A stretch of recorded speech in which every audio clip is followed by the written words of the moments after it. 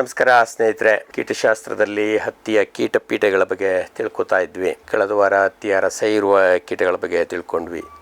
ಈ ಒಂದು ತರಗತಿನಲ್ಲಿ ಹತ್ತಿನಲ್ಲಿ ಬರುವಂಥ ಕಾಯಿ ಕೊರಕಗಳ ಬಗ್ಗೆ ತಿಳ್ಕೊಳ್ಳುವಂಥ ಒಂದು ಪ್ರಯತ್ನ ಮಾಡೋಣ. ಈ ಹತ್ತಿನಲ್ಲಿ ಪ್ರಮುಖವಾಗಿ ನಮ್ಮಲ್ಲಿ 4 ಕೀಟಗಳು ಕಾಯಿ ಕೊರಕಗಳಾಗಿ ತಿಂತವೆ, ನಮ್ಮ ಬೆಳೆಯನ್ನು ನಷ್ಟ ಮಾಡ್ತವೆ. ಇವತ್ತಿನ ದಿನ ನಾವು ಇದರಲ್ಲಿ ಬರುವಂಥ ಒಂದು ಮೊದಲನೇ ಕಾಯಿ ಕೊರಕ ಅಂತಂದರೆ ತಂಬಾಕಿನ ಕೀಡೆ ಅಥವಾ ಸ್ಪೊಡಾಪ್ಟೆರಾ ಲಿಟುರಾ ಅಂತೇಳಿ ನಾವು ಇಂಗ್ಲೀಷ್ನಲ್ಲಿ ಏನು ಕರಿತೀವಿ, ಆ ಕೀಟದ ಬಗ್ಗೆ ತಿಳ್ಕೊಳ್ಳೋಣ. ಯಾಕೆ ನಾನು ಈ ಒಂದು ಕೀಟವನ್ನು ಮೊದಲ ಆಯ್ಕೆ ಮಾಡಿಕೊಂಡೆ ಅಂದರೆ, ಈ ಕೀಟದ ಒಂದು ವೈಶಿಷ್ಟ್ಯತೆ ಏನಪ್ಪ ಅಂತಂದರೆ, ಇದು ಕಾಯಿ ಬರೋದಕ್ಕಿಂತ ಮೊದಲನೇ ನಮ್ಮ ಬೆಳೆಗೆ ಬರುತ್ತೆ. ಇದು ಒಂದು ಏನನ್ನು ಬೇಕಾದರೂ ತಿನ್ನುವಂಥ ಬಹುಭಕ್ಷಿಕ ಕೀಟ. ಕಾಯಿಯನ್ನು ತಿನ್ನುತ್ತೆ, ಹಣ್ಣನ್ನು ತಿನ್ನುತ್ತೆ, ಎಲೆನೂ ತಿನ್ನುತ್ತೆ, ಹೂವನ್ನು ತಿನ್ನುತ್ತೆ. ಕೆಲವೊಂದಷ್ಟು ಸಂದರ್ಭದಲ್ಲಿ ಕೆಳಗೆ ಬುಡದಲ್ಲಿರುವಂಥ ಎಳೆ ಬೇರುಗಳನ್ನು ಸಹ ತಿನ್ನುತ್ತೆ. ಏಕೆಂದರೆ ಮೇಲ್ಗಡೆ ಏನೂ ಸಿಕ್ಕಲಿಲ್ಲ ಅಂದರೆ ಕೆಳಗಡೆ ಇರುವಂಥದ್ದು, ಅಥವಾ ನಮ್ಮ ಬೇರೆ ಗೆಡ್ಡೆ ತರಕಾರಿಗಳಲ್ಲಿ ಸ್ವಲ್ಪ ಮಟ್ಟಿಗೆ ಮಣ್ಣಿನಲ್ಲಿದ್ದಾಗ ಅಂತ ದೊಡ್ಡ ಪ್ರಮಾಣದಲ್ಲಿ ಅಲ್ದಿದ್ರೂ ಅದು ಬದುಕೋದಕ್ಕೆ ಏನನ್ನು ಬೇಕಾದರೂ ತಿನ್ನುವಂಥ ಇದೊಂದು ಬಹುಭಕ್ಷಿಕ ಜಾತಿಗೆ ಸೇರಿದಂಥ ಒಂದು ಕೀಟ. ಆ ಕೀಟ ನಮ್ಮ ಹತ್ತಿಗೆ ಯಾವ ರೀತಿಯ ತೊಂದರೆ ಮಾಡುತ್ತೆ ಅನ್ನೋದನ್ನು ತಿಳ್ಕೊಳ್ಳುವಂಥ ಒಂದು ಪ್ರಯತ್ನ ಮಾಡೋಣ. ಈ ಒಂದು ತಂಬಾಕಿನ ಕೀಡೆ ಏನಿದೆ, ಸಾಧಾರಣವಾಗಿ ನಮ್ಮ ಮೊಳಕೆ ಮೇಲಕ್ಕೆ ಬಂದ ತಕ್ಷಣವೇ 2 ಎಲೆ ಕಾಣಿಸಿದ ತಕ್ಷಣವೇ ಕೂಡ ನಮ್ಮ ಪರಿಸರದಲ್ಲಿ ಕಾಣಿಸ್ಕೋಬೋದು. ಆ ಒಂದು ಸಂದರ್ಭದಲ್ಲಿ ಇದೇನು ಮಾಡುತ್ತೆ ಅಂತಂದರೆ, ಇದದು ಒಂದು ಮೂಲಭೂತವಾದಂಥ ಅಂಶ ಏನಪ್ಪ ಅಂದರೆ, ಈಗಾಗಲೇ ನಾವು ಭಾಳಷ್ಟು ಸಲ ಇದ್ರ ಬಗ್ಗೆ ಚರ್ಚೆ ಮಾಡಿದ್ದೀವಿ. ಇದು ಒಂದು ನಿಶಾಚಾರಿ ಕೀಟ. ಬಿಸಿಲು ಭಾಳ ಇತ್ತು, ಬೆಳಕು ಭಾಳ ಇತ್ತು ಅಂದರೆ ಇದು ಕಾಣಿಸೋದಿಲ್ಲ. ಮತ್ತು ಹಗಲೊತ್ತು ಇದರ ಚಟುವಟಿಕೆ ಅಷ್ಟೊಂದು ನಮಗೆ ಕಾಣಿಸೋದಿಲ್ಲ. ಹಗಲೊತ್ತು ನಿದ್ದೆ ಮಾಡುವಂಥ ಒಂದು ಕೀಟ. ನೆರಳಿನಲ್ಲಿ ನಿದ್ದೆ ಮಾಡುತ್ತೆ, ಬಿಸಿಲಿನಲ್ಲಿ ಯಾವತ್ತೂ ನಿದ್ದೆ ಮಾಡೋದಿಲ್ಲ. ಹಾಗಾಗಿ ಇದು ಎಲೆಗಳ ಕೆಳಭಾಗದಲ್ಲಿರುತ್ತೆ, ಇಲ್ಲ ಅಂತಂದರೆ ಮಣ್ಣಿನಲ್ಲಿ ಸೇರಿಕೊಂಡಿರುತ್ತೆ. ದೊಡ್ಡದಾಗಿ ಬೆಳೆದಾಗ ಮಣ್ಣಿನಲ್ಲಿ ಸೇರಿಕೊಂಡಿರುತ್ತೆ. ಮೊದಲ ಒಂದು 10 ದಿನದ ಪ್ರಾಯದವರೆಗೆ, 10-12 ದಿನದ ಪ್ರಾಯದವರೆಗೆ ಇದಾದಷ್ಟು ಎಲೆಗಳ ಕೆಳಭಾಗದಲ್ಲಿ ಇಟ್ಕೊಂಡು ಇದು ಮಾಡುತ್ತೆ. ಹಾಗಾಗಿ ಇದು ಎಲೆ ಚಿಗುರ ಶುರುವಾದ ತಕ್ಷಣವೇ ಕೂಡ ನಮ್ಮ ಹತ್ತಿ ಬೆಳೆಗೆ ದಾಳಿ ಮಾಡ್ಬೋದು. ಕೆಲವೊಂದಷ್ಟು ಸಂದರ್ಭದಲ್ಲಿ ನಮ್ಮ ಪರಿಸರದಲ್ಲಿ ಹತ್ತಿಗಿಂತ ಮೊದಲನೇ ಯಾವುದಾದ್ರೂ ಕಳೆ ಕಸಗಳಿತ್ತು ಅಂದರೆ ಅದ್ರ ಮೇಲೂ ಸಹ ಇದು ಬೆಳವಣಿಗೆ ಹೊಂದ್ತಾ ಇದ್ದು, ನಮ್ಮ ಹತ್ತಿ ಗಿಡ ಮೊಳಕೆ ಹೊಡಿತು ಅಂತಂದರೆ ಆ ಗಿಡಕ್ಕೆ ಭಾಳ ವೇಗವಾಗಿ ಬಂದು ದಾಳಿ ಮಾಡುವಂಥ ಸಾಧ್ಯತೆ ಇದೆ. ಬೆಳೆದಂಥ ಹುಡುಗ 10 ದಿನ 10-15 ದಿನ ಕಳೆದಂಥ ಈ ಹುಳುಗಳು ಭಾಳ ದೂರದವರೆಗೆ ನಡ್ಕೋತಾ ಬರ್ತವೆ. ಪಕ್ಕದ ಹೊಲದಿಂದನೂ ಕೂಡ ನಮ್ಮ ಹತ್ತಿ ಹೊಲಕ್ಕೆ ಬರುವಂಥ ಸಾಧ್ಯತೆಗಳು ಇದ್ದಾವೆ. ಆ ಕಾರಣಕ್ಕೋಸ್ಕರ ಈ ಒಂದು ಕೀಟ ಆರಂಭದಲ್ಲಿ ಮೊಳಕೆ ಬಂದಂಥ ಸಂದರ್ಭದಲ್ಲಿ ನಮ್ಮ ಗಿಡವನ್ನು, ಸಸಿಯನ್ನು ಕತ್ತರಿಸಿಬಿಡ್ತದೆ. ಬುಡಕ್ಕೆ ಕತ್ತರಿಸಿ ಆ ಗಿಡವನ್ನು ತಿನ್ನುವಂಥದ್ದು ಭಾಳಷ್ಟು ಸಲ. ಅಲ್ಲೇ ರಾತ್ರಿ ಎಲ್ಲ ಹಿಡಿದು ತಿಂದು ಹೋಗುವಂಥದ್ದು. ಕೆಲವೊಂದಷ್ಟು ಸಂದರ್ಭದಲ್ಲಿ ಅದು ತಿನ್ನೋದಕ್ಕೆ ಇನ್ನೂ ಹೊಟ್ಟೆ ತುಂಬಿಲ್ಲ ಅಂತಂದರೆ ಆ ಗಿಡವನ್ನು ಎಳ್ಕೊಂಡು ಮಣ್ಣಿನೊಳಗೆ ಹೋಗುವಂಥ ಪ್ರಯತ್ನ ಮಾಡುತ್ತೆ. ಸುರಿಯೋದಕ್ಕಿಂತ ಮೊದಲೇ ಅದನ್ನು ಭೂಮಿ ಒಳಗೆ ತೊಗೊಂಡು ಹೋಗಿ ಅಲ್ಲಿ ತಿನ್ನೋದಕ್ಕೆ ಪ್ರಯತ್ನವನ್ನು ಮಾಡುತ್ತೆ. ಸುಮಾರು 9-10 ಗಂಟೆವರೆಗೂ ಇದು ತಿಂತಾ ಇರುತ್ತೆ. ಬಿಸಿಲು ಬಂದಾಗ ಇದು ಆದಷ್ಟು ನಿದ್ದೆ ಹೋಗುವಂಥ ಒಂದು ಕೆಟ್ಟ ಕೀಟ. ಅದೇ ಒಂದು ಸಣ್ಣಗೆ ಹೊಸದಾಗಿ ಪತಂಗಗಳು ಕೂಡ ನಮ್ಮ ಹೊಸ ಮೊಳಕೆ ಬಂದಂಥ ಹೊಸ ಬೆಳೆ ಮೇಲೆ ಕೂಡ ಬರ್ಬೋದು. ಇದೇನು ಪಕ್ಕದ ತೋಟದಿಂದನೇ ಬರಬೇಕು ಅಥವಾ ಬೇರೆ ಕಸದಿಂದ ಬರಬೇಕು ಅಂತೇನಿಲ್ಲ. ಹೊಸದಾಗಿ ಕೂಡ ಇದು ಶುರು ಮಾಡ್ಬೋದು. ಎಲೆಗಳನ್ನು ಇದು ಆರಂಭದಲ್ಲಿ ಎಲೆಗಳ ಕೆಳಭಾಗದಲ್ಲಿ ಮೊಟ್ಟೆಗಳನ್ನು ಇಡುತ್ತೆ. ಮತ್ತು ಈಗಾಗಲೇ ನಿಮಗೆ ಗೊತ್ತಿದೆ, ಹಲವಾರು ಬೆಳೆಗಳಲ್ಲಿ ಇದ್ರ ಬಗ್ಗೆ ಚರ್ಚಿಸಿದ್ದೀವಿ. ಈ ಒಂದು ತಂಬಾಕಿನ ಕೀಡೆ ಈ ಮೊಟ್ಟೆಗಳನ್ನು ಗುಂಪಾಗಿಡುತ್ತೆ. ಕನಿಷ್ಠ ಒಂದು 300-500 ಮೊಟ್ಟೆಗಳು ಒಂದು ಗುಂಪಿನಲ್ಲಿ ಇಡುತ್ತೆ. ಒಂದು ಪತಂಗ ಕನಿಷ್ಠ 2-3 ಗುಂಪುಗಳನ್ನು ಈ ಒಂದು ಪತಂಗ ಇಡುವಂಥ ಸಾಮರ್ಥ್ಯ ಇದೆ. ಪ್ರತಿ ಗುಂಪಿನಲ್ಲಿ ಕನಿಷ್ಠ 300-500ವರೆಗೂ ಕೂಡ ಅದರ ಸಾಮರ್ಥ್ಯದ ಮೇಲೆ, ಅದರ ಬೆಳವಣಿಗೆ, ಅದರ ಇಂದಿನ ಮರಿಹುಳುವಿನ ಹಂತದಲ್ಲಿ ಏನು ಆಹಾರ ತಿಂದಿತ್ತು, ಅದ್ರ ಬೆಳವಣಿಗೆ ಏನಿತ್ತು, ಅದ್ರ ಪೋಷಕಾಂಶಗಳು ಹೇಗಿತ್ತು, ಅದರ ಬೇಸಿಸ್ ಮೇಲೆ ಈ ಒಂದು ಪತಂಗದ ಮೊಟ್ಟೆ ಇಡುವಂಥ ಸಾಮರ್ಥ್ಯ ನಿರ್ಧಾರ ಆಗುತ್ತೆ. ಅದರ ಮೇಲೆ ಇದು ಒಂದು ಮೊಟ್ಟೆಗಳನ್ನು ಇಡುತ್ತೆ. ಮತ್ತು ಆರಂಭದಲ್ಲಿ ಒಂದು 3-5 ದಿನಗಳ ಆ ಕಾಲಮಾನಕ್ಕೆ ತಕ್ಕಂಗೆ, ಬೇಸಿಗೆ ಆದರೆ ಕೇವಲ 3 ದಿನಗಳಲ್ಲಿ ಇದು ಮುಗಿದು ಮೊಟ್ಟೆ ಮರಿಗಳು ಹೊರಗೆ ಬರ್ತವೆ. ಚಳಿಗಾಲದಲ್ಲಾದರೆ 5-6 ದಿನಗಳಿಗೂ ಸಹ ಬೇಕಾಗತ್ತೆ. ಮರಿಹುಳುಗಳು ಆರಂಭದಲ್ಲಿ ಎಲೆ ಕೆಳಭಾಗದಲ್ಲಿ ಕೆರೆದು ತಿಂತವೆ. ಮತ್ತು ಮೊದಲ ಒಂದು 10 ದಿನಗಳವರೆಗೆ ಆದಷ್ಟು ಹೆಚ್ಚಾಗಿ ಎಲ್ಲ ಗುಂಪಾಗಿ ಇರುತ್ತೆ. ಅಷ್ಟು ದೂರಕ್ಕೆ ಇವು ಹೋಗೋದಿಲ್ಲ. ಏಕೆಂದರೆ ಗಾತ್ರವು ಸಣ್ಣದು, ಅವುಗಳು ತಿನ್ನುವಂಥ ಸಾಮರ್ಥ್ಯವು ಭಾಳ ಕಡಿಮೆ. ಹಾಗಾಗಿ ಆ ಒಂದು ಎಲೆ ಸಾಕಾಗುತ್ತೆ. ಎಲೆ ಆತಾದರೆ ಒಂದೇ ದಿನಕ್ಕೇ ಒಂದು 3 ದಿನಕ್ಕೇ ಅದು ಒಂದು ಸಣ್ಣ ಎಲೆ ಕಂಪ್ಲೀಟ್ ಮುಗಿದೋಗುತ್ತೆ, ಪಕ್ಕದ ಎಲೆಗೆ ಅವು ಹರ್ಕೋತಾ ಹೋಗ್ತವೆ. ಕೆಲವೊಂದಷ್ಟು ಸಂದರ್ಭದಲ್ಲಿ ನಮ್ಮ ಬೆಳೆ ಏನಾದ್ರು ತುಂಬ ದೂರ ಇತ್ತು ಅಂದರೆ 1-2 ಗಿಡಗಳು ಮಾತ್ರ ಇದಕ್ಕೆ ಸಂಪೂರ್ಣ ನಾಶ ಹೊಂದ್ತವೆ. ಎಳೆ ಗಿಡಗಳು ಎಳೆ ಮರಿಗೆಯಿಂದನೇ ನಾಶ ಹೊಂದುವಂಥ ಸಾಧ್ಯತೆಗಳಿದ್ದಾವೆ. ಮತ್ತು ಕೆಲವೊಂದಷ್ಟು ಸಲ ಆ ಒಂದು ಮೊಳಕೆಯನ್ನು ಸಹ ಇವು ಕೆರೆದು ತಿನ್ಕೊಬಿಡ್ತವೆ. ಮೊಗ್ಗನ್ನು ಹೂವಿನ ಈ ಗಿಡದ ಮೊಗ್ಗು ಏನಿರುತ್ತೆಲ್ಲ ಆ ಕುಡಿಯನ್ನು ಕೆರೆದು ತಿನ್ಕೊಳ್ಳೋದ್ರಿಂದ ಅದು ಸಂಪೂರ್ಣ ಗಿಡ ನಾಶ ಆಗುವಂಥ ಸಾಧ್ಯತೆ ಇದೆ. ಇದರಿಂದ ಏನಾಗ್ತದೆ, ನಮಗೆ ಸಸಿಗಳ ಸಂಖ್ಯೆ ಕಡಿಮೆ ಆಗೋಗ್ತದೆ. ಹಾಗಾಗಿ ಈ ಒಂದು ಕೀಟದ ಬಗ್ಗೆ ನಾವು ವಿಶೇಷವಾಗಿ ಗಮನವನ್ನು ವಹಿಸಬೇಕಾಗ್ತದೆ. ಮತ್ತು ನಂತರದ ಕಾಲದಲ್ಲಿ ನಮಗೆ ಬರುವಂಥದ್ದು ಅಂತಂದರೆ ಎಲೆ ಬೆಳೀತಾ ಇದ್ದಂಗೆ ಇದು ಎಲೆಗಳನ್ನು ಬೆಳೀತಾ ಇದ್ದಂಗೆ ಒಂದು 10 ದಿನದ ನಂತರ ಎಲೆಗಳನ್ನು ಸಂಪೂರ್ಣವಾಗಿ ತಿನ್ನುವಂಥ ಸಾಮರ್ಥ್ಯವನ್ನು ಇದು ಬೆಳೆಸ್ಕೊತದೆ. ಸಾಧಾರಣವಾಗಿ ಇದು ಒಂದು ಬೆಳೆ ಒಂದು 15, 20 ಅಥವಾ 30 ದಿನಗಳ ನಂತರ ಹೂ ಬರೋವರೆಗೂ ಸಹ ಇದು ಆದಷ್ಟು ಎಲೆಗಳನ್ನೇ ತಿನ್ಕೊಂಡು ಜೀವನ ಮಾಡ್ತಾ ಇರುತ್ತೆ. ಕೀಟದ ಒಂದು ಮೊದಲ 10 ದಿನ ಇದು ಎಲೆಗಳನ್ನು ಕೆರೆದು ತಿಂದರೆ ಮತ್ತು ಆದಷ್ಟು ಆ ಹಂತದಲ್ಲಿ ಗುಂಪಾಗಿರುತ್ತೆ. ತದನಂತರ 10 ದಿನಗಳ ನಂತರ ಇದು ಹರಡ್ಕೋತವೆ, ಡಿಸ್ಟ್ರಿಬ್ಯೂಟ್ ಆಗ್ತವೆ. ಆದಷ್ಟು ಹೆಚ್ಚು ಗುಂಪಿನಲ್ಲಿರೋದಿಲ್ಲ. ಏನೋ ಅವಕಾಶ ಇದೆ ಗಿಡದಲ್ಲಿ ಇದು ಅಂದಾಗ ಒಂದು ಗಿಡದಲ್ಲಿ 1, 4, 5, 10ವರೆಗೂ ನಮಗೆ ಸಿಗ್ಬೋದು. ಆದರೆ ಹರಡ್ಕೋತವೆ, ಏಕೆಂದರೆ ಅವುಗಳ ನಡುವೆ ಕಾಂಪಿಟೇಷನ್ ಆಗಬಾರ್ದು, ಅವುಗಳ ಆಹಾರಕ್ಕೆ ತೊಂದರೆ ಆಗಬಾರ್ದು, ಅವುಗಳ ಉಸಿರಾಟಕ್ಕೆ ತೊಂದರೆ ಆಗಬಾರ್ದು ಅಂತ ಹರಡ್ಕೋತವೆ. ಭಾಳಷ್ಟು ಗಿಡಗಳನ್ನು ಇವು ವ್ಯಾಪಿಸ್ಕೊಂಡು ಎಲ್ಲ ಗಿಡಗಳ ಎಲೆಗಳನ್ನು ತಿನ್ಕೊಂಡು ಜೀವನ ಮಾಡ್ತಾ ಇರ್ತಾರೆ. ತದನಂತರ ನಮಗೆ ಹೂ ಬಂದಂಥ ಕಾಲದಲ್ಲಿ ಇದು ಹೂವನ್ನು ಸಹ ತಿನ್ಕೋತವೆ. ಮತ್ತು ಭಾಳಷ್ಟು ಸಂದರ್ಭದಲ್ಲಿ ಹೂ ಬಂದ ಸಂದರ್ಭದಲ್ಲಿ ಹೂಗಳ ಒಳಗಡೆನೂ ಕೂಡ ಒಳಗೆ ಸೇರ್ಕೊಂಡ್ಬಿಡ್ತವೆ. ನಮಗೆ ಗೊತ್ತೇ ಆಗೋದಿಲ್ಲ, ಹೊರಗಿನಿಂದ ನೋಡಿದ್ರೆ ಏನು ಕಾಣಿಸೋದೇ ಇಲ್ಲ. ಆದರೆ ಒಳಗಡೆಯಿಂದ ಇದು ಹೂವನ್ನು ತಿನ್ಕೋತಾ ಇರುತ್ತೆ. ಕೆಲವೊಂದಷ್ಟು ಸಲ ನಾವು ಹೂಗಳನ್ನು ತೆಗೆದು ನೋಡಿದ್ರೆ ಒಳಗಡೆ ಹುಳ ಇರೋದು ನೋಡಲಿಕ್ಕೆ ಸಿಗುತ್ತೆ. ಇದರ ನಂತರ ಮೊಗ್ಗು ಕಟ್ಟಿದಾಗ ಕಾಯಿ ಕಟ್ಟಿದಾಗ ಅಂಥ ಸಂದರ್ಭದಲ್ಲಿ ನಮಗೆ ಈ ಕಾಯಿಗಳನ್ನು ಇದು ಕೆರೆದು ತಿನ್ನುವಂಥದ್ದು ಬರುತ್ತೆ. ಈ ಕಾಯಿಗಳನ್ನು ಕೊರೆದು ತಿನ್ನುವಂಥ ವೈಶಿಷ್ಟ್ಯತೆ ಏನಪ್ಪ ಅಂದರೆ ಇದಕ್ಕೆ ಯಾವುದೇ ಒಂದು ನಿರ್ದಿಷ್ಟವಾದ ಆಕಾರ ಇರೋದಿಲ್ಲ, ಹೇಗೆ ಬೇಕಾದರೂ ಅದು ತಿಂತಾ ಹೋಗುತ್ತೆ. ಒಂದು ಬೇರೆ ಕಾಯಿ ಕೊರಕಗಳು ಮುಂದೆ ಬಂದಾಗ ನಿಮಗೆ ಗೊತ್ತಾಗುತ್ತೆ, ಆ ಕಾಯಿಗಳಲ್ಲಿ ಒಂದು ನಿರ್ದಿಷ್ಟವಾದ ಆಕಾರ ಇರುತ್ತೆ ಮತ್ತು ಅದರ ಕಸಗಳನ್ನು ಕೂಡ ಅದರ ಜೊತೆಯಲ್ಲೇ ಅವು ಇಟ್ಕೊಂಡಿರುತ್ತೆ. ಬಟ್ ಇದು ಕಸವನ್ನು ಆದಷ್ಟು ಹೊರಗೆ ಹಾಕುತ್ತೆ. ಅಲ್ಲಿ ಆ ಕಾಯಿ ಒಳಗಡೆ ಇದು ಕಸ ಹಾಕುವಂಥದ್ದು ಕಡಿಮೆ. ಮತ್ತು ಈ ರಂಧ್ರ ಏನಿರುತ್ತೆ ಒಂದು ಏನು ಪರ್ಫೆಕ್ಟ್ ರೌಂಡ್ ಇರೋದಿಲ್ಲ, ಯಾಕಂದರೆ ಹಾಗೆ ಇದು ತಿಂದಿರುತ್ತೆ. ಮತ್ತು ಕಸ ಅಷ್ಟು ನಮಗೆ ಅಥವಾ ಹಸಿಯೇ ಅದರಲ್ಲಿ ಹೆಚ್ಚಾಗಿ ಕಾಣಿಸ್ಕೊಳ್ಳೋದಿಲ್ಲ. ಇದು ಒಂದು ಈ ಕಾಯಿ ಕೊರಕದ ಒಂದು ವೈಶಿಷ್ಟ್ಯತೆ. ಈ ಕಾಯಿ ಕೊರಕದ ನಿರ್ವಹಣೆಗೆ ನಮಗೆ ಇರುವಂಥ ಅತಿಯಾದ ಸರಳವಾದ ವಿಧಾನಗಳು ಏನಪ್ಪ ಅಂತಂದರೆ, ನಮ್ಮ ಬೆಳೆ ಮುಗಿದ ಮೇಲೆ ಆರಂಭಿಕ ಹಂತದಲ್ಲಿ ಇಂದಿನಿಂದ ಬೆಳೆ ಮುಗೀತು ಅಂದ ತಕ್ಷಣವೇ ನಾವು ಆಳವಾಗಿ ಉಳುಮೆ ಮಾಡೋದು ಮತ್ತು ಆ ಬೆಳೆಯಲ್ಲಿ ಬಿಸಿಲಿಗೆ ಹೊಡ್ಡುವಂಥದ್ದು. ಆ ಭೂಮಿಯನ್ನು ಬಿಸಿಲಿಗೆ ಹೊಡ್ಡೋದ್ರಿಂದ ಏನಾಗ್ತದೆ, ಆ ಮಣ್ಣಿನಲ್ಲಿರುವಂಥ ಇದರ ಕೋಶಗಳನ್ನು ನಾವು ಬಿಸಿಲಿಗೆ ಹೊಡ್ಬೋದು. ಬಿಸಿಲಿಗೆ ಹೊಡ್ಡೋದ್ರ ಜೊತೆಗೆ ನಾವು ಉಳುಮೆ ಮಾಡುವಂಥ ಸಂದರ್ಭದಲ್ಲಿ ಬರುವಂಥ ಪಕ್ಷಿಗಳು, ಈ ಒಂದು ಪಕ್ಷಿಗಳ ದಾಳಿಗೆ ಈ ಕೀಟಗಳು ಅಥವಾ ಈ ಕೋಶಗಳು ಪ್ರಮುಖವಾಗಿ, ಅಥವಾ ಕೆಲವೊಂದರಲ್ಲಿ ಮರಿಹುಳುಗಳು ಬೆಳೆದ ಮರಿಹುಳುಗಳು ಸಹ ಸಿಗ್ಬೋದು.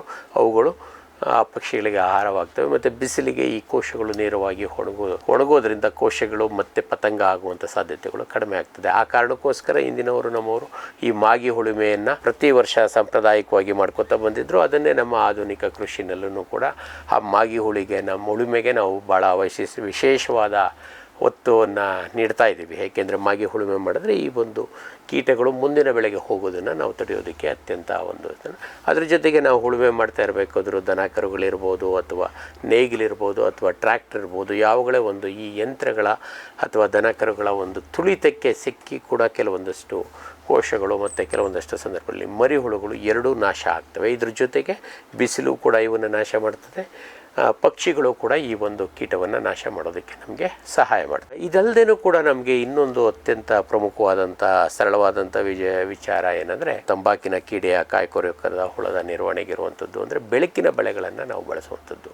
ನಮ್ಮ ಒಂದು ತೋಟದಲ್ಲಿ ಅಥವಾ ಹೊಲದಲ್ಲಿ ಕನಿಷ್ಠ ಒಂದು ಬೆಳಕಿನ ಬಲೆಯನ್ನು ನಾವು ಹಾಕ್ಕೊಂಡ್ರೆ, ಯಾವುದೇ ಬೆಳೆ ಇಲ್ಲದೆ ಇದ್ದಂಥ ಸಂದರ್ಭದಲ್ಲೂ ಕೂಡ ಒಂದು ಬೆಳಕಿನ ಬಲೆಯನ್ನು ನಾವು ಅಲ್ಲಿ ಹಾಕೋದ್ರಿಂದ ಏನಾಗುತ್ತೆ, ಈ ಕೀಟಗಳ ಚಟುವಟಿಕೆ ಇದೆಯಾ ಇಲ್ವಾ ಅನ್ನುವಂಥದ್ದನ್ನು, ಅದರಲ್ಲೂ ಪ್ರಮುಖವಾಗಿ ಪತಂಗದ ಹಂತದಲ್ಲಿ ಇರುವಂಥ ಪತಂಗಗಳು. ಏಕೆಂದರೆ ಈ ಪತಂಗಕ್ಕಿರುವಂಥ ಒಂದು ವೀಕ್ನೆಸ್ ಏನಪ್ಪ ಅಂತಂದರೆ, ಈ ಬೆಳಕಿಗೆ ಆಕರ್ಷಿತವಾಗ್ತದೆ. ಬೆಳಕಿಗೆ ಆಕರ್ಷಿತವಾಗೋದ್ರಿಂದ ಬೆಳಕಿನ ಬಲೆಯನ್ನು ಇಟ್ಟರೆ ನಮಗೆ ಅದು ಸರಳವಾಗಿ ಅಲ್ಲಿ ಗೊತ್ತಾಗುತ್ತೆ. ಅದಕ್ಕಿಂತ ಮೊದಲೇ ಇದು ಬೆಳಕಿನ ಬಲೆ ನಮಗೆ ಇದೆಯಾ ಇಲ್ವಾ ಅಂತ ಗುರ್ತು ಮಾಡ್ಕೊಳ್ಳೋದಕ್ಕೆ ನಮಗೇನು ಗುರ್ತು ಮಾಡ್ಕೊಳ್ಳೋದು ಬೇಡ, ಇದ್ದವೆಲ್ಲ ಬಂದು ಸತ್ತು ಹೋಗಲಿ ಅಂದರೆ ನಮ್ಮಲ್ಲಿರುವಂಥ ಕಳೆ ಕಸ ಅಥವಾ ಹಳೆ ಬೆಳೆಯ ಯಾವುದೇ ಒಂದು ಉಳಿಕೆಗಳು ಏನು ಉಳ್ಕೊಂಡಿರ್ತಾವೆ ಅವನ್ನೆಲ್ಲ ಅಲ್ಲಲ್ಲಿ ರಾಶಿ ಮಾಡಿ ಒಂದೇ ಸಲ ಬೆಂಕಿ ಹಾಕೋ ಬದಲು ದಿನಕ್ಕೆ ಒಂದೊಂದು ರಾಶಿಯನ್ನು ಬೆಂಕಿ ಹಾಕೋತಾ ಬಂದರೆ ಈ ಒಂದು ಹುಳುಗಳು ಅಲ್ಲಿಗೆ ಆಕರ್ಷಿತವಾಗ್ತವೆ. ಅಂದರೆ ಈ ಬೆಳೆ ಮುಗಿದ ಮೇಲೆ ಈ ಒಂದು ಇವುಗಳನ್ನು ರಾಶಿ ಮಾಡಿ ದಿನಪ್ರತಿ ಕನಿಷ್ಠ ಒಂದು 15ರಿಂದ 20 ದಿನಗಳವರೆಗೆ ನಾವು ದಿನಕ್ಕೆ ಒಂದೊಂದು ರಾಶಿ ಬೆಂಕಿ ಹಾಕೋದ್ರಿಂದ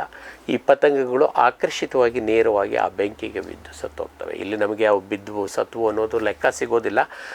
ಅದಕ್ಕಿಂತ ಒಂದು ಅತ್ಯಮ ಸರಳವಾದ ವಿಧಾನ ಇದೆಯಾ ಇಲ್ವಾ ಅನ್ನೋ ಖಾತ್ರಿ ಪಡಿಸ್ಕೊಳ್ಳೋದಕ್ಕೆ ನಾವು ಈ ಬೆಳಕಿನ ಬಲೆಗಳನ್ನು ಇಟ್ಕೊಂಡು ಆ ಬೆಳಕಿನ ಬಲೆಯ ಕೆಳಗಡೆ ಅಗಲವಾದ ನೀರಿನ ತೊಟ್ಟಿಯನ್ನು ಮಾಡಿಕೊಂಡು ವ್ಯವಸ್ಥೆ ಮಾಡಿಕೊಂಡ್ರೆ ಎಷ್ಟು ಬಿದ್ದವು, ಏನು ಅದರ ಸಂಖ್ಯೆ ಏನಿದ್ದಾವೆ ಒಂದು ಅದಕ್ಕೆ ಏನು ಮುನ್ನೆಚ್ಚರಿಕೆ ತಗೋಬೇಕು ಅನ್ನೋದನ್ನು ನಮಗೆ ಇದು ಭಾಳ ಸರಳವಾಗಿ ತಿಳಿಸುತ್ತೆ. ಇದನ್ನು ಬೆಳೆ ಮುಗಿದ ಮೇಲೂ ಕೂಡ ಇಟ್ಕೋಬೋದು, ಮತ್ತು ನಾವು ಬಿತ್ತನೆ ಮಾಡೋದಕ್ಕಿಂತ ಮೊದಲೇ ಇನ್ನೊಂದು 20 ದಿನಕ್ಕೆ ನಾವು ನಾಟಿ ಮಾಡ್ತೀವಿ ಅಂದರೆ ಒಂದು ಕನಿಷ್ಠ 10ರಿಂದ 15 ದಿನ ಮೊದಲೇ ನಾವು ಈ ಒಂದು ಬೆಳಕಿನ ಬಲೆಯನ್ನು ನಮ್ಮ ಹೊಲದಲ್ಲಿ ಸ್ಥಾಪಿಸೋದ್ರಿಂದ ಭಾಳ ಉತ್ತಮವಾಗಿ ನಮಗೆ ಮುಂದಿನ ಏನು ಕ್ರಮ ಕೈಗೊಳ್ಳಬೇಕು ಅನ್ನೋದನ್ನು ನಿರ್ಧಾರ ತಗೊಳ್ಳೋದಕ್ಕೆ ಭಾಳ ಸರಳ ಆಗುತ್ತೆ. ಏನಾದರೂ ಇವುಗಳ ಸಂಖ್ಯೆ ತುಂಬ ಹೇರಳವಾಗಿತ್ತು ಅಂದರೆ ಆ ಬಲೆಗಳ ಸಂಖ್ಯೆಗಳನ್ನು ನಾವು ಎಕರೆಗೆ 4ರವರೆಗೆ ವಿಸ್ತರಣೆ ಮಾಡೋದರಿಂದ ಈ ಒಂದು ಪತಂಗಗಳನ್ನು ಭಾಳ ಪರಿಣಾಮಕಾರಿಯಾಗಿ ನಿರ್ವಹಣೆ ಮಾಡೋದಕ್ಕೆ ನಮಗೆ ಸಹಾಯ ಆಗ್ತದೆ. ಇನ್ನೊಂದು ನಮ್ಮ ಈ ತಂಬಾಕಿನ ಗಿಡಗೆ ಅತ್ಯಂತ ಸರಳವಾದ ನೈಸರ್ಗಿಕ ಕ್ರಮ ಇವುಗಳ ಚಟುವಟಿಕೆ ಗಮನಿಸಲು ಮತ್ತು ಇವುಗಳನ್ನು ದೊಡ್ಡ ಪ್ರಮಾಣದಲ್ಲಿ ಪತಂಗಗಳನ್ನು ಆಕರ್ಷಿಸಿ ಅದರಲ್ಲೂ ಗಂಡು ಪತಂಗಗಳನ್ನು ಆಕರ್ಷಿಸಿ ಇವುಗಳ ಸಂಖ್ಯಾಭಿವೃದ್ಧಿಯನ್ನು ಅಥವಾ ವಂಶಾಭಿವೃದ್ಧಿಯನ್ನು ಪರಿಣಾಮಕಾರಿಯಾಗಿ ನಿರ್ವಹಣೆ ಮಾಡಲು ಇರುವಂಥದ್ದು ಅಂದರೆ ನಮ್ಮ ಮೋಹಕ ಬಲೆಗಳು. 4 ಬಲೆಗಳನ್ನು ಪ್ರತಿ ಎಕರೆಗೆ ಹಾಕಿದರೆ ನಾವು ಆ ಕೀಟಗಳು ನಮ್ಮ ಹೊಲದಲ್ಲಿ ಇದ್ದಾವಾ ಇಲ್ವಾ, ಏನು ನಿರ್ವಹಣಾ ಕ್ರಮಗಳನ್ನು ಕೈಗೊಳ್ಳಬೇಕು ಅನ್ನೋ ಒಂದು ಮಾಹಿತಿಯನ್ನು ಗಳಿಸೋದಕ್ಕೆ 4 ಬಲೆಗಳು ಸಾಕು. ಅದೇ ರೀತಿ ನಾವು ಈ ಒಂದು ಮೋಹಕ ಬಲೆಗಳನ್ನು ಪ್ರತಿ ಎಕರೆಗೆ 10 ಮೋಹಕ ಬಲೆಗಳ ರೀತಿ ಹಾಕಿದರೆ ಇದರಲ್ಲಿ 2 ಥರ ಅಥವಾ 3 ಥರದ ಬಲೆಗಳು ಇರ್ತವೆ. ಇದಕ್ಕೆ ಕೆಲವೊಂದಷ್ಟಕ್ಕೆ ಲೈಟನ್ನು ಸೇರಿಸಿ ಮಾಡಿದ್ದಾರೆ, ಕೆಲವು ವಾಟರ್ ಪ್ಯಾನ್ ಕೆಳಗಡೆ ನೀರಿಗೆ ಬೀಳುವಂಥದ್ದು, ಕೆಲವೊಂದು ಸ್ಲೀವ್ ಟ್ಯೂಬ್ಗಳಿದ್ದಾವೆ. ಈ ಥರದ 3 ಬಗೆಯ ಆಯ್ಕೆಗಳು ನಮ್ಮಲ್ಲಿ ಇದ್ದಾವೆ. ಆ ನೀರು ಪ್ಲಸ್ ಬೆಳಕು ಪ್ಲಸ್ ಮೋಹಕ ಬಲೆ 3 ಇರೋದನ್ನು ಕೂಡ ನಾವು ಬಳಸ್ಕೋಬೋದು. ಇಲ್ಲಿ ಒಂದು ಎಚ್ಚರಿಕೆ ಏನೇ ಅಂದರೆ ಇದನ್ನು ಬೆಳೆಯಿಂದ 1 ಅಡಿ ಎತ್ತರದಲ್ಲಿರಬೇಕು ಈ ಒಂದು ಮೋಹಕ ಬಲೆಗಳು ಅಥವಾ ಲ್ಯೂರ್ ಪದಾರ್ಥ. ಆ ರೀತಿ ನಾವು ವಿಶೇಷವಾಗಿ ಎಚ್ಚರಿಕೆ. ತುಂಬ ಬಿಸಿಲಿದ್ದಂಥ ಕಾಲದಲ್ಲಿ ಇವುಗಳ ಪರಿಣಾಮ ಸುಮಾರು 30 ದಿನಗಳಷ್ಟು ಬಂದರೆ ಹೆಚ್ಚು. ಅದರಲ್ಲೂ ಅದಕ್ಕೆ ಜೊತೆಗೆ ನಾವು ಬೆಳಕಿನ ಬಲೆಯನ್ನು ಹಾಕಿದಾಗ ಬೆಳಕು ಪ್ಲಸ್ ಮೋಹಕ ಬಲೆ ಇದ್ದಾಗ ಅದರ ಪರಿಣಾಮ ಸ್ವಲ್ಪ ಬೇಗ ಕಡಿಮೆ ಆಗುತ್ತೆ. ಯಾಕೆಂದರೆ ಮೋಹಕ ಬಲೆ ಆ ಬಿಸಿಗೆ ಜಾಸ್ತಿ ಕರಗುವಂಥ ಸಾಧ್ಯತೆಗಳು ಹೆಚ್ಚು. ಆದರೆ ಬರೀ ಮೋಹಕ ಪದಾರ್ಥ ಇತ್ತು ಮತ್ತು ಅದು ನೆರಳಿನಲ್ಲಿ ಇತ್ತು ಅಂತಂದರೆ ಇವುಗಳ ಪರಿಣಾಮ ಭಾಳ ದೀರ್ಘಕಾಲ ಸುಮಾರು 60 ದಿನಗಳ ಕಾಲ ಇದು ಮಾಡುತ್ತೆ. ಗಾಳಿಯ ವೇಗ ಹೆಚ್ಚಾದರೆ ಬಿಸಿ ಜಾಸ್ತಿ ಆದರೆ ಇವು ಬೇಗ ಇದಾಗ್ತವೆ. ಆ ಒಂದು ಸೂಕ್ಷ್ಮತೆಯನ್ನು ಗಮನಿಸ್ಕೊಂಡು ನಮ್ಮ ಮೋಹಕ ಬಲೆಗಳು ಕೆಲಸ ಮಾಡ್ತಾ ಇದ್ದಾವಾ ಇಲ್ವಾ ಅನ್ನೋದು ಫಸ್ಟ್ ಖಚಿತ ಮಾಡಿಕೊಂಡು ತದನಂತರ ಅವುಗಳ ನಿರ್ವಹಣೆಗೆ ನಾವು ಇದನ್ನು ಬಳಸ್ಕೋಬೋದು. ಅಮೋಘ್ ಇ-ಕಾರ್ಟ್ ಕೃಷಿ ಬಳಕೆಯ ಬ್ಯಾಟರಿ ಚಾಲಿತ ಪರಿಸರ ಸ್ನೇಹಿ ತ್ರಿಚಕ್ರ ವಾಹನ. 400ರಿಂದ 600 ಕಿಲೋಗ್ರಾಂ ಭಾರ ಹೊರುವ ಸಾಮರ್ಥ್ಯ, ಶಬ್ದ ಕಂಪನ ಹೊಗೆ ರಹಿತ ಕುಳಿತು ಚಲಾಯಿಸುವ ವ್ಯವಸ್ಥೆ, 4ರಿಂದ 6 ಗಂಟೆ ಚಾರ್ಜ್ ಮಾಡಿ ಒಂದಿಡೀ ದಿನ ಬಳಸಬಹುದು. ರಿವರ್ಸ್ ಗೇರ್, ಹೈಡ್ರಾಲಿಕ್ ಲಿಫ್ಟ್, ಸುಲಭ ಚಾಲನೆ ಮತ್ತು ನಿರ್ವಹಣೆ. ಓಡಾಡಲು 3.5 ಅಡಿ ಅಗಲ ಸಾಕು. ಪಲ್ಟಿ ಆಗದಂತ ರಚನೆ. ಅಡಿಕೆ ತೋಟಕ್ಕೆ ಹೇಳಿ ಮಾಡಿಸಿದ್ದು. Sprayer, tiller, washer, brush cutter, earth auger ಜೋಡಿಸಬಹುದು. 1ರಿಂದ 3 ವರ್ಷಗಳ warranty. Made in Sirsi, made in India. Farm TV ವೀಕ್ಷಕರಿಗೆ ಆಕರ್ಷಕ ಡಿಸ್ಕೌಂಟ್. ಫ್ಯೂಚರ್ ಬಯೋಟೆಕ್ ಸಾವಯವ ಕೃಷಿಯ ವೇಗವರ್ಧಕ. ಪೋಷಕಾಂಶ ಪೂರೈಕೆಗೆ ಎನ್ಪಿಕೆ ಕಲ್ಚರ್, ವ್ಯಾಮ್, ಪಿಎಸ್ಪಿ ಮತ್ತು ಕೆಎಂಬಿ. ಜೈವಿಕ ರೋಗ ಕೀಟ ನಿಯಂತ್ರಣಕ್ಕೆ ಟ್ರೈಕೋಡರ್ಮಾ, ಸೂಡೋಮನಾಸ್. ಸಾವಯವ ಗೊಬ್ಬರ ಉತ್ಪಾದನೆಗೆ ಕಾಂಪೋಸ್ಟ್ ಕಲ್ಚರ್. ಹೂವು ಕಾಯಿ ಉದುರುವ ಸಮಸ್ಯೆಗೆ ಕಾಮಧೇನು ಮತ್ತು ಸತ್ವ. ಮಣ್ಣಿನ ಆರೋಗ್ಯ ವೃದ್ಧಿಗೆ ಫ್ಯೂಚರ್ ಬಯೋಟೆಕ್, ಧಾರವಾಡ.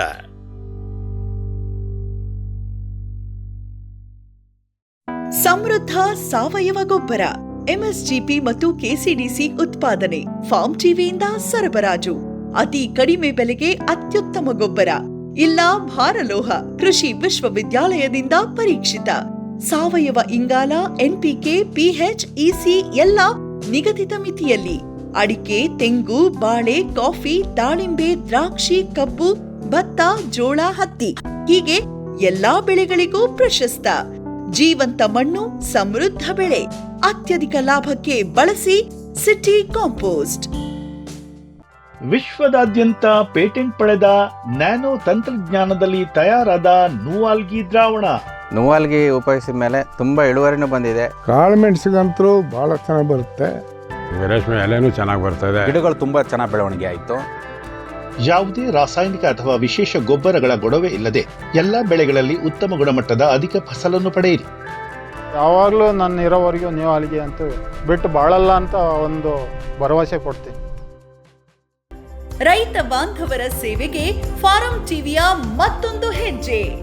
ಅತ್ಯುತ್ತಮ ಲ್ಯಾಬ್ ಮತ್ತು ನರ್ಸರಿಯ ಟಿಶ್ಯೂ ಕಲ್ಚರ್ ಮತ್ತು ಬೀಜ ಗಿಡಗಳು, ಗುಗಳೆ ಬಯೋಟೆಕ್ನ ಜಿನಿನ್ ಮತ್ತು ಏಲಕ್ಕಿ ಬಾಳೆ ಟಿಸಿ ಗಿಡಗಳು, ರೋಗರಹಿತ ದಾಳಿಂಬೆ ಮತ್ತು ಶೀಘ್ರ ಬೆಳೆಯುವ ತೇಗದ ಟಿಶ್ಯೂ ಕಲ್ಚರ್ ಗಿಡಗಳು, Taiwan red lady hybrid F1 ಮತ್ತು ನಂಬರ್ 15 ಪಪಾಯ ಬೀಜ ಗಿಡಗಳು. ಹಿಂದೆ ಕರೆ ಮಾಡಿ ಗಿಡ ಕಾಯ್ದಿರಿಸಿ. ಗ್ರೀನ್ ಪ್ಲಾಸ್ಟ್ ISI ಪ್ರಮಾಣೀಕೃತ ಪರಿಶುದ್ಧ HDPE ಜಿಯೋ ಮೆಂಬ್ರೇನ್ ಪಾಂಡ್ ಲೈನರ್ಗಳು ಕೃಷಿ ಹೊಂಡ, ಕೆರೆ, ಕಾಲುವೆ, ಮೀನುಕೊಳ, ಸ್ಪಿರುಲಿನಾ ಹೊಂಡಗಳಿಗೆ ಬೇಕಾದ ಆಕಾರ ಮತ್ತು ವಿಸ್ತೀರ್ಣಗಳಲ್ಲಿ ಸರ್ಕಾರದ ಸಬ್ಸಿಡಿ ಯೋಜನೆಯಡಿ ಲಭ್ಯ. 100% ಪುನರ್ಬಳಕೆ, UV ಮತ್ತು ಒಡಕು ನಿರೋಧಕ, ಪಕ್ಕಾ ಜೋಡಣೆ, 5 ವರ್ಷಗಳ ಲಿಖಿತ ವಾರಂಟಿ. ಗ್ರೀನ್ ಪ್ಲಾಸ್ಟ್. ಫಾರ್ಮ್ ಟಿವಿ ವೀಕ್ಷಕ ರೈತರ ಬೆಳೆ ರಕ್ಷಣೆ ಈಗ ಹಿಂದೆಂದಿಗಿಂತ ಸುಲಭ, ಸರಳ, ಸುರಕ್ಷಿತ. ಶ್ರಮಜೀವಿಯಿಂದ ಸೂಕ್ಷ್ಮ ಪೋಷಕಾಂಶ, ಸೂಕ್ಷ್ಮಾಣುಜೀವಿ ಮತ್ತು ಬೇರುವರ್ಧಕಗಳು, ಕಾಳುಮೆಣಸು ಸೊರಗು ರೋಗ ತಡೆಗೆ ಟ್ರೈಕೋಡರ್ಮಾ ಸುಡೋಮೋನಾಸ್, ಸಮೃದ್ಧ ಬೆಳವಣಿಗೆ, ರೋಗ ನಿರೋಧಕ ಶಕ್ತಿಗೆ IISR ಪೆಪ್ಪರ್ ಸ್ಪೆಷಲ್, ಕೋಕೋ ಗಿಡಗಳ ಆರೋಗ್ಯಕ್ಕೆ ಜಿಂಕ್ ಸಲ್ಫೇಟ್ ಮತ್ತು ಫೆರಸ್ ಸಲ್ಫೇಟ್, ಅಡಿಕೆ ಹಿಡಿಮುಂಡಿಗೆ ನಿರ್ವಹಣೆಗೆ ರೂಟ್ ಪವರ್, ಜಿಂಕ್ ಮತ್ತು ಬೋರಾನ್, ಖಚಿತ ಗುಣಮಟ್ಟ, ಪ್ರಾಮಾಣಿಕ ಬೆಲೆ, ನಿರಂತರ ಸಲಹಾ ಸೇವೆ. ನಮ್ಮಿಂದಲೇ ಖರೀದಿಸಿ, ನಮ್ಮ ಬದ್ಧತೆಯ ಸೇವೆಗೆ ಬೆಂಬಲ ನೀಡಿ.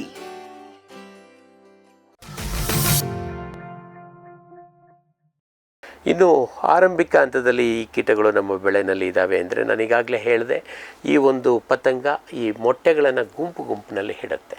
ಹಾಗಾಗಿ ಮತ್ತು ಈ ಗುಂಪಿನಲ್ಲಿ ಇಟ್ಟಾಗ ನಾವು ಭಾಳಷ್ಟು ಸಲ ಗಿಡ ಸಣ್ಣದಿರುತ್ತೆ, ಅದನ್ನು ಬಗ್ಗೆ ನೋಡೋದು ಶ್ರಮ ಆಗುತ್ತೆ. ಆದರೆ ಆ ಮರಿಗಳು ಹೊರಬಂದು ಆ ಎಲೆಗಳನ್ನು ಕೆರೆದು ತಿನ್ನಕ್ಕೆ ಶುರು ಮಾಡಿದಾಗ ಆ ಎಲೆಗಳು ಬೆಳ್ಳಗಾಗ್ತವೆ. ಅಲ್ಲಿ ಕೆರೆದು ತಿಂದಾಗ ನಮಗೆ ದೂರಕ್ಕೆ ಭಾಳ ಸ್ಪಷ್ಟವಾಗಿ ಗೋಚರಿಸುತ್ತೆ. ಆ ಎಲೆಗಳನ್ನು ಕೆಳಭಾಗವನ್ನು ನಾವು ತೆಗೆದು ನೋಡಿದಾಗ ಅದರ ಕೆಳಗಡೆ ಈ ಗುಂಪಾಗಿರುವಂಥ ಕೀಟಗಳು ನಮಗೆ ನೋಡಲಿಕ್ಕೆ ಸಿಗ್ತವೆ. ಆ ಗುಂಪುಗಳನ್ನು ಭಾಳ ಸೂಕ್ಷ್ಮವಾಗಿ ನಾಜೂಕಿಂದ ಅದನ್ನು ತೆಗೆದು ಆ ಹುಳಗಳು ಅಲ್ಲಿ ಕೆಳಗೆ ಬೀಳದ ಹಾಗೆ ಕಾಳಜಿ ವಹಿಸಿ, ಬೈ ಚಾನ್ಸ್ ಕೆಳಗೆ ಬಿದ್ದರೂ ಅವನ್ನ ಕಾಲಿಂದ ಹೊಸಕೆ ಹಾಕ್ಬಿಡೋದು, ನೆಲದಲ್ಲೇ ಮಣ್ಣಿನಲ್ಲೇ ಹೊಸಕೆ ಹಾಕಿ ಅವುಗಳನ್ನು ನಾಶ ಮಾಡಿ ಆ ಎಲೆಗಳನ್ನು ಒಂದು ನೀರಿರುವಂಥ ಬಕೆಟ್ನಲ್ಲಿ ಹಾಕ್ಕೊಂಡು ಅವುಗಳನ್ನು ನಾಶ ಮಾಡೋದು ಭಾಳ ಸರಳವಾದ ಕ್ರಮ. ಇವನ್ ನಮಗೆ ನೀರಿನಲ್ಲಿ ಅವು ಅಷ್ಟು ಸಾಯಲಿಲ್ಲ ಅಂದರೆ ಅವನ್ನ ತೊಗೊಂಬಂದು ಮತ್ತೆಲ್ಲೋ ಒಂದು ಕಡೆ ಹಾಕಿ ಅವನ್ನು ಮಣ್ಣಿನಲ್ಲಿ ಹಾಕಿ ಚೆನ್ನಾಗಿ ಉಜ್ಜಿ ಅವುಗಳನ್ನು ಒಸಕಿ ಸಾಯಿಸೋದು ಸರಳವಾದ ಕ್ರಮ. ಇಲ್ಲ ಅಂತಂದರೆ ಅದಕ್ಕೆ ಬೆಂಕಿ ಹಾಕಿ ಕಸದ ರಾಶಿನಲ್ಲಿ ಹಾಕಿ ಅದನ್ನು ಬೆಂಕಿ ಹಾಕಿ ಸುಟ್ಟಾಕೋದು ಅತ್ಯಂತ ಸರಳವಾದಂಥ ಕ್ರಮಗಳು. ಇನ್ನು ಕೆಲವು ಸಾರಿ ನಮಗೆ ದೊಡ್ಡ ಹುಳಗಳು ಏನಾದರೂ ಸಿಕ್ಕರೆ ಅಥವಾ ಪಕ್ಕದ ಹೊಲದಿಂದ ನಮ್ಮ ತೋಟಕ್ಕೆ ಬರ್ತಾ ಇದ್ದಾವೆ, ನಮ್ಮ ಹತ್ತಿ ಹೊಲಕ್ಕೆ ಬರ್ತಾ ಇದ್ದಾವೆ ಅಂತಂದರೆ ಸಾಧ್ಯ ಆದರೆ ಪಕ್ಕದ ಹೊಲಕ್ಕೂ ನಮಗೂ ಒಂದು ತೆಗ್ಗನ್ನು ತೆಗೆಯೋದು, ಹಿಕ್ಕಲನ್ನು ತೆಗೆಯುವಂಥದ್ದು. ಸೊ ದಟ್ ಆ ಹಿಕ್ಕಲು ಕನಿಷ್ಠ 1 ಅಡಿ ಆಳ ಇರಬೇಕು, 1 ಅಡಿ ಅಗಲ ಇರಬೇಕು. ಸೊ ದಟ್ ಅವು ಒಳಗೆ ಬರೋದಕ್ಕೆ ಭಾಳ ಸಮಯ ತಗೊಳುತ್ತೆ. ಮತ್ತು ಕೆಳಗಿದ್ದವು ಮತ್ತೆ ಹತ್ತು ಬರೋದಕ್ಕೆ ಅಂದರೆ 1 ಅಡಿ ಆಳ 1 ಅಡಿ ಅಗಲ ಅಂದರೆ 3 ಅಡಿ ಅದು ಹಿಂಗೆ ದಾಟಬೇಕು. 3 ಅಡಿ ದಾಟೋಷ್ಟರೊಳಗೆ ಭಾಳಷ್ಟು ಸಮಯ ತಗೊಳುತ್ತೆ. ನಮ್ಮ ಕಣ್ಣಿಗೆ ಕಾಣಿಸುತ್ತೆ, ಒಂದು ರಾತ್ರಿ ದಾಟಿಬಿಡ್ತದೆ. ಹಾಗಾಗಿ ಅವು ಮತ್ತೆ ಮಣ್ಣಿಗೆ ಹೋಗ್ತವೆ. ಬೆಳಗ್ಗೆ ನಮಗೆ ಈ ಥರದ್ದೇನಾದ್ರು ಚಟುವಟಿಕೆ ಇದ್ದರೆ ಭಾಳ ಸರಳವಾಗಿ ಗಮನಿಸ್ಬೋದು. ಅಂಥದ್ದಿತ್ತು ಅಂದರೆ ನಾವು ಆ ಒಂದು ತೆಗ್ಗಿಗೆ, ಆ ಹಿಕ್ಕಲಿಗೆ ನಾವು ಸುಣ್ಣವನ್ನು ಸರಳವಾಗಿ ನೈಸರ್ಗಿಕ ಕ್ರಮದಲ್ಲಿ ಸುಣ್ಣದ ಪುಡಿಯನ್ನು ನಾವು ಅಲ್ಲಿ ಹಾಕ್ಬೋದು. ಸುಣ್ಣ ಇಲ್ಲ ಅಂತಂದರೆ ಯಾವುದಾದ್ರೂ ಮರದ ಹೊಟ್ಟಿನ ಬೂದಿಯನ್ನು ಮಾಡಿಕೊಂಡು ಕೂಡ ಹಾಕ್ಬೋದು. ಇದು ಅತ್ಯಂತ ಪರಿಣಾಮಕಾರಿಯಾದಂಥ ನೈಸರ್ಗಿಕ ಕ್ರಮಗಳು. ಇಲ್ಲಿ ಯಾವುದೇ ಒಂದು ರಾಸಾಯನಿಕವನ್ನು ನಾವು ಬಳಸ್ತಾ ಇಲ್ಲ. ಕಟ್ಟಕಡೆಯದಾಗಿ ನಮಗೆ ಉಳಿದಿರುವಂಥದ್ದು ಅಂತಂದರೆ ನಮಗೆ ಜೈವಿಕವಾಗಿ ಇವುಗಳನ್ನು ನಿರ್ವಹಣೆ ಮಾಡೋದಕ್ಕೆ ಆರಂಭಿಕ ಹಂತದಲ್ಲಿ ನಮಗೆ ಸಿಂಪರಣೆ ಸ್ವಲ್ಪ ಕಷ್ಟ ಇತ್ತು ಅಂತಂದರೆ ಇವತ್ತಿನ ದಿನಗಳಲ್ಲಿ ನಮಗೆ ಈ ಕೀಟನಾಶಕ ಬೀಜಗಳು ಕೀಟನಾಶಕದ ಬೀಜೋಪಚಾರದಿಂದನೇ ಬರ್ತಾ ಇದ್ದಾವೆ. ಹಾಗಾಗಿ ಭಾಳಷ್ಟು ಸಂದರ್ಭದಲ್ಲಿ ನಮಗೆ ಈ ಹುಳುಗಳು ಮುಂದೆ ಬೆಳವಣಿಗೆ ಆಗುವಂಥ ಸಾಧ್ಯತೆಗಳು ತುಂಬ ಕಡಿಮೆ. ಅದು ಮಿತಿ ಮೀರಿ ಕೆಲವೊಂದಷ್ಟು ಸಂದರ್ಭದಲ್ಲಿ ಈ ಕೀಟವು ಕೂಡ ಈ ಕೀಟನಾಶಕ ನಿರೋಧಕತೆಯನ್ನು ಭಾಳ ಚೆನ್ನಾಗಿ ಒಗ್ಗೂಡಿಸ್ಕೊಂಡಿರೋದ್ರಿಂದ ನಮ್ಮಲ್ಲಿ ಲಭ್ಯ ಇರುವಂಥ ಬಹುತೇಕ ಕೀಟನಾಶಕಗಳಿಗೆ ಇದು ನಿರೋಧಕ ಶಕ್ತಿಯನ್ನು ಬೆಳೆಸ್ಕೊಂಡಿರುವಂಥ ಒಂದು ಪರಿಸ್ಥಿತಿನಲ್ಲಿ ಏನಾಗುತ್ತೆ, ಆ ಒಂದು ಕೀಟನಾಶಕದ ಉಪಚಾರದಿಂದನೂ ಕೂಡ ಇವು ನಮಗೆ ಅಷ್ಟು ನಿಯಂತ್ರಣಕ್ಕೆ ಬರೋದಿಲ್ಲ. ಅಟ್ಲೀಸ್ಟ್ ಕನಿಷ್ಠ ಒಂದು 30-40% ಉಳ್ಕೊಳ್ಳುವಂಥ ಸಾಧ್ಯತೆ ಇರುತ್ತೆ. ಅವುಗಳ ನಿರ್ವಹಣೆಗೆ ಈ ಒಂದು ಮರಿಹುಳುಗಳು ನಮ್ಮ ಭೂಮಿನಲ್ಲಿ ನೆಲದಲ್ಲಿ ಅಡ್ಡಾಡ್ತಾ ಇದ್ದಾವೆ ಎಂದಾಗ ವಿಷಪಾಷಾಣ ಅತ್ಯಂತ ಪರಿಣಾಮಕಾರಿಯಾದಂಥ ವಿಧಾನ. ವಿಷಪಾಷಾಣ ಹೇಗೆ ಮಾಡೋದು ಅಂತ ಈಗಾಗಲೇ ನಾನು ಭಾಳ ಸಲ ಹೇಳಿದ್ದೀನಿ, ಇನ್ನೂ ಒಂದು ಸಲ ಹೇಳ್ತೀನಿ. ಇದಕ್ಕೆ ಸುಮಾರು ಒಂದು 10 kgಯಷ್ಟು ಅಕ್ಕಿ ತೌಡು ಅಥವಾ ಗೋಧಿ ತೌಡನ್ನು ನಾವು ಅಥವಾ ರವೆ ಬೂಸವನ್ನು ಬಳಸ್ಕೊಳ್ಳುವಂಥದ್ದು. ಈ ರವೆ ಬೂಸಕ್ಕೆ ಸುಮಾರು 5 kgಯಷ್ಟು ಬೆಲ್ಲ. ಈ ಬೆಲ್ಲವನ್ನು ಕರಗಿಸಿ ಆ ಅಕ್ಕಿ ತೌಡು ಅಥವಾ ರವೆ ಬೂಸದ ಜೊತೆ ಮಿಶ್ರಣ ಮಾಡಿ, ಮಿಶ್ರಣ ಹೇಗಿರಬೇಕಪ್ಪ ಅಂತಂದರೆ ನಾವು ಹೀಗೆ ಕೈನಲ್ಲಿ ಹಿಂಡಿದ್ರೆ ಅದರಿಂದ ನೀರು ಈಸಿಯಾಗಿ ಬರಬಾರ್ದು, ತೊಟ್ಟಿಕ್ಬೇಕು. ನಾವು ಭಾಳ ಪ್ರೆಷರ್ ಆಗಿ ಒತ್ತಿದಾಗ ಒಂದನಿ ಜಿನುಗಬೇಕಷ್ಟೇ. ಅಂಥ ಹಂತದಲ್ಲಿ ನಾವು ಅದನ್ನು ಮಿಕ್ಸ್ ಮಾಡಬೇಕು. ಆವಾಗ ಬೇಕಿತ್ತು ಅಂದರೆ ಒಂದು ಸ್ವಲ್ಪ ನೀರನ್ನಾದರೂ ಸೇರಿಸ್ಕೊಳ್ಳೋದು ಅಥವಾ ಸ್ವಲ್ಪ ಮತ್ತೆ ರವೆ ಬೂಸ ಅಥವಾ ಅಕ್ಕಿ ತೌಡನ್ನು ನಾವು ರವೆ ಬೂಸವನ್ನು ಅಥವಾ ಅಕ್ಕಿ ತೌಡನ್ನು ಸೇರಿಸ್ಕೊಂಡು ಅದು ಆ ರೀತಿ ಒಂದು ಕನ್ಸಿಸ್ಟೆನ್ಸಿಗೆ ಬರೋ ರೀತಿ ಮಾಡ್ಕೋಬೋದು.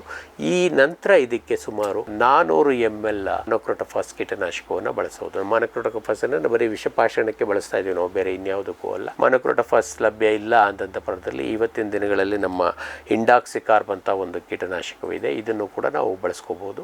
ಇದು ಸ್ವಲ್ಪ ತುಟ್ಟಿ ಆಗುತ್ತೆ, ಮೊನೊಕ್ರೋಟೋಫಾಸ್ಗೆ ಹೋಲಿಸಿದ್ರೆ ಇದು ತುಟ್ಟಿ ಆಗುತ್ತೆ ಮತ್ತು ಅತ್ಯಂತ ಪರಿಣಾಮಕಾರಿಯಾದಂಥ ಇದು ಸಿಕ್ಕಲಿಲ್ಲ ಅಂದರೆ ಮಾರ್ಷಲ್ ಅನ್ನುವಂಥ ಒಂದು ಕೀಟನಾಶಕ ಇದೆ, ಇದನ್ನು ಕೂಡ ನಾವು ಬಳಸ್ಕೋಬೋದು. ಈ ಕೀಟನಾಶಕಗಳನ್ನು ಸುಮಾರು 400-600 ml 10 kg ಅಕ್ಕಿ ತೌಡಿಗೆ ಇದನ್ನು ಹಾಕಿ ಕನಿಷ್ಠ 8 ಗಂಟೆಗಳ ಕಾಲ ನಾವು ಇದನ್ನು ಆ ರೀತಿ ಒಂದು ಚೀಲದಲ್ಲಿ, ಪ್ಲಾಸ್ಟಿಕ್ ಚೀಲದಲ್ಲಿ ಕಟ್ಟಿಡುವಂಥದ್ದು ಅಥವಾ ಗೋಣಿ ಚೀಲದಲ್ಲಿ ನೆರಳಿನಲ್ಲಿ ಇಡಬೇಕು. ಮತ್ತು ಒಂದು ಜಾಗ್ರತೆಯನ್ನು ವಹಿಸಬೇಕು, ಈ ಒಂದು ವಿಷಪಾಷಾಣ ನಾವೇನು ತಯಾರಿಸಿದ್ದೀವಿ ಅದರ ಹತ್ರ ಮಕ್ಕಳು ಹೋಗಬಾರ್ದು. ನಮ್ಮ ಸಾಕು ಪ್ರಾಣಿಗಳಾಗಲಿ, ಪಕ್ಷಿಗಳಾಗಲಿ, ದನಕರುಗಳಾಗಲಿ ಹೋಗದ ಹಾಗೆ ಭಾಳ ವಿಶೇಷವಾದ ಕಾಳಜಿಯನ್ನು ವಹಿಸಬೇಕು.